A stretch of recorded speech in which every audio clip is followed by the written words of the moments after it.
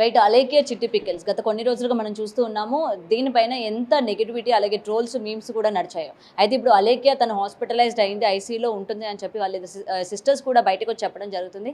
అయినా సరే ఇంకా కూడా ఆ హాస్పిటల్‌లో అడ్మిట్ అయిన దృశ్యాలని మీమ్స్‌లా చేస్తూ ఇంకా నెగటివిటీ అనేది ఇంకాస్త ఎక్కువ అవుతుంది. మరి దీన్ని మనం ఏ విధంగా చూడొచ్చంటారు? వీళ్ళు చెప్తున్న సారీ వాలిడా కాదా అనే విషయాలు తెలుసుకుంది. వాళ్ళు మనతో పాటు సీనియర్ జర్నలిస్ట్ దుర్గా గారు ఉన్నారు. ఆవిడతో మాట్లాడదాం.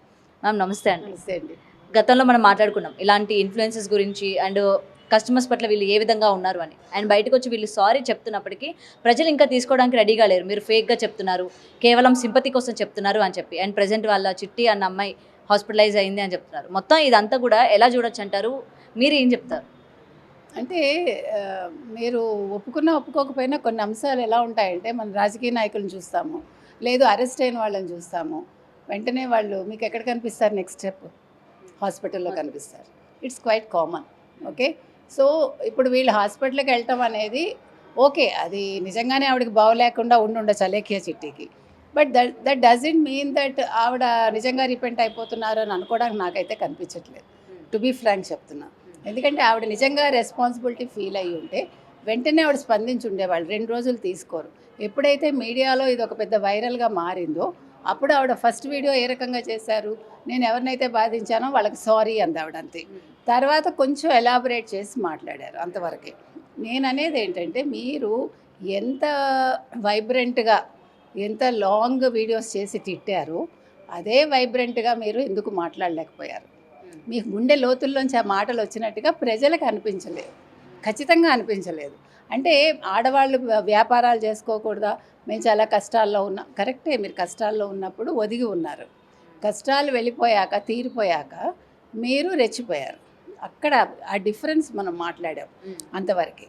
కాబట్టి ఇప్పుడు మేము పచ్చళ్ళు మూసేసుకుంటాము, లేదు మేము ఇంకా బతకలేము అంటే దట్ ఈస్ యువర్ ప్రాబ్లం. ఎందుకంటే మీరు బాధ పెట్టిన వాళ్ళు కూడా ఇదే విధంగా హాస్పిటల్లో అడ్మిట్ అయి ఉండొచ్చు, ఇదే విధంగా వాళ్ళు బాధపడి ఉండొచ్చు, వాళ్ళు చెప్పుకుని ఉండరు.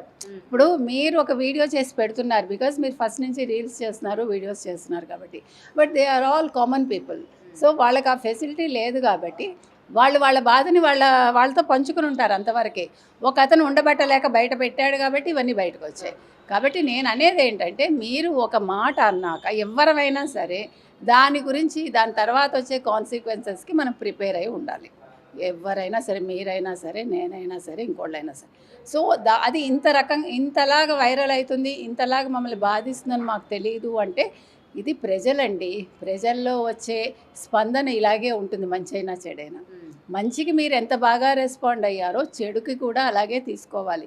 మనకి అలాంటి ఒక గుండె ధైర్యం మనకు ఉండాలి. మనం తప్పు చేసినప్పుడు ఆ తప్పుని ప్రజలు ఏ రకంగా తీసుకుంటారో అనే ఒక ఆలోచన మనలో ఉండాలి.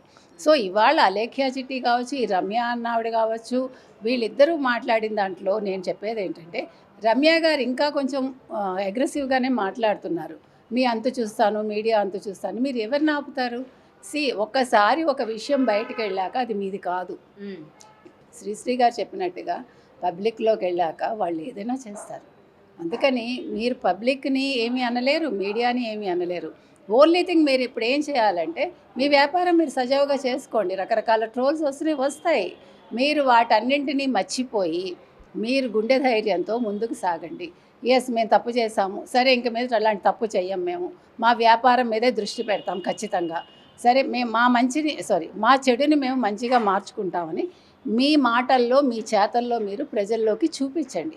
ఇదే ప్రజలు మిమ్మల్ని రేపు మెచ్చుకుంటారు. ఇదే మీడియా మిమ్మల్ని మళ్ళా మెచ్చుకుంటూ మాట్లాడుతుంది. ఆ స్థితికి మీరు రావాలి తప్ప మీరు బెదిరించడం వల్ల, లేదు ఐసీయూలో నేను ఉన్నాను, మా అక్క ఉంది అని మీరు ఫోటోలు రిలీజ్ చేయటం వల్ల సింపతి గెయిన్ అవ్వదు.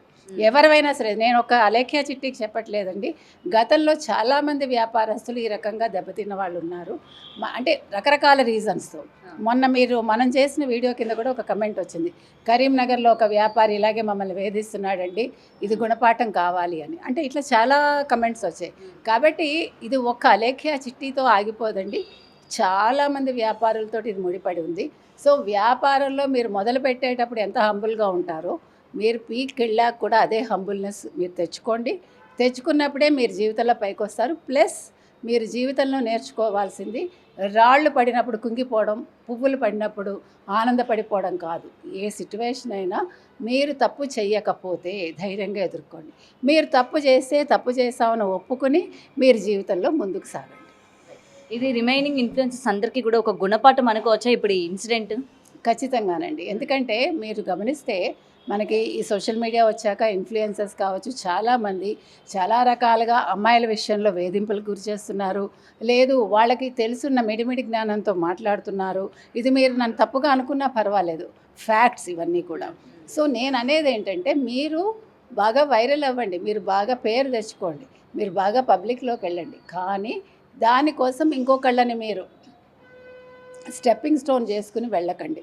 ఇంకొకళ్ళని తిట్టి మీరు పైకి రాకండి. మీరు ఇంకొకళ్ళని మీరు బాధ పెట్టి పైకి రాకండి. ఏదైనా కూడా మంచి ఉద్దేశంతో ముందుకెళ్తే మీ సక్సెస్ అనేది చిరకాలం ఉంటుంది. లేదు అవన్నీ కూడా టెంపరీ ఫేజులుగా మిగిలిపోయి ఇప్పుడు అలేఖ్య చిట్టిలాగానో రమ్యలాగానో బాధపడే స్థితికి వస్తారు. వ్యాపారాలు క్లోజ్ అయ్యే స్థితికి మీరందరూ కూడా చేరుకుంటారు. ఇది మంచి పద్ధతి కాదు అని మనం ప్రతి ఒక్కరికి చెప్తున్నాం. Thank you ma'am. For more videos like this, subscribe Big TV channel.